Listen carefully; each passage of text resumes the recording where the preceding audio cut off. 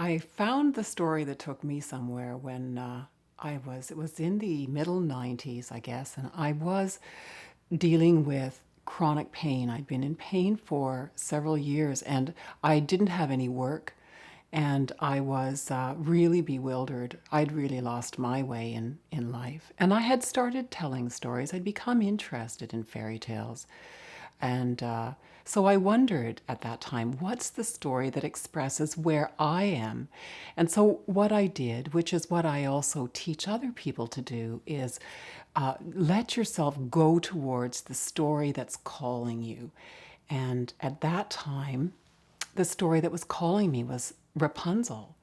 And and so I read the story of Rapunzel quite a few times, and I located myself in that story because to me, these stories are like a country. You walk into the other world, you go from this world into this other place. So in Rapunzel, I kind of found myself in the woods of that story and began to make my way to a place in the story that I felt reflected where I was. And I was magnetically drawn there, intuitively drawn there. I didn't really think, oh, well, let's go to a place that reflects me. Let's just go to the place that I'm being drawn to by this story.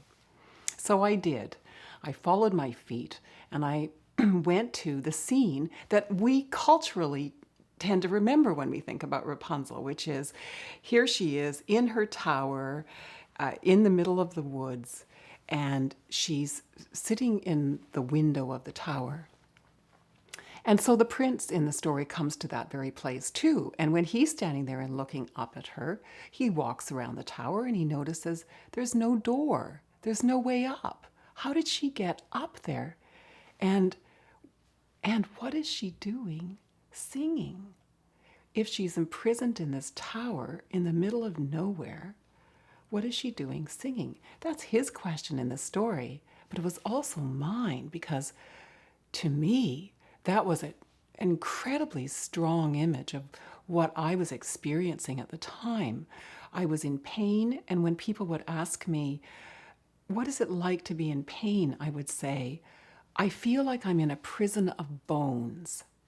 So here I am in the story, and I'm looking up at this maiden who is trapped in this tower with only a window through which to look out into the world. And she's singing in this robust, happy voice, like a bird in a cage.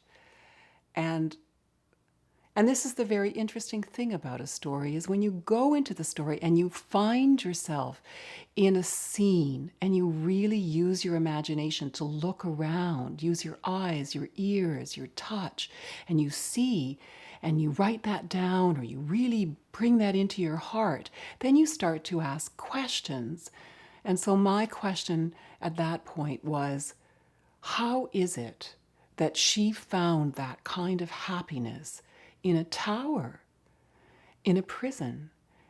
And what could the story tell me about how to find happiness in the prison of pain, which is where I am? And it was right at that time in my life when I was realizing I can't fix this pain. I've gone to all these doctors and all these alternative therapists and nobody can help me. And if nobody can help me to fix it, maybe somebody can help me to live with it.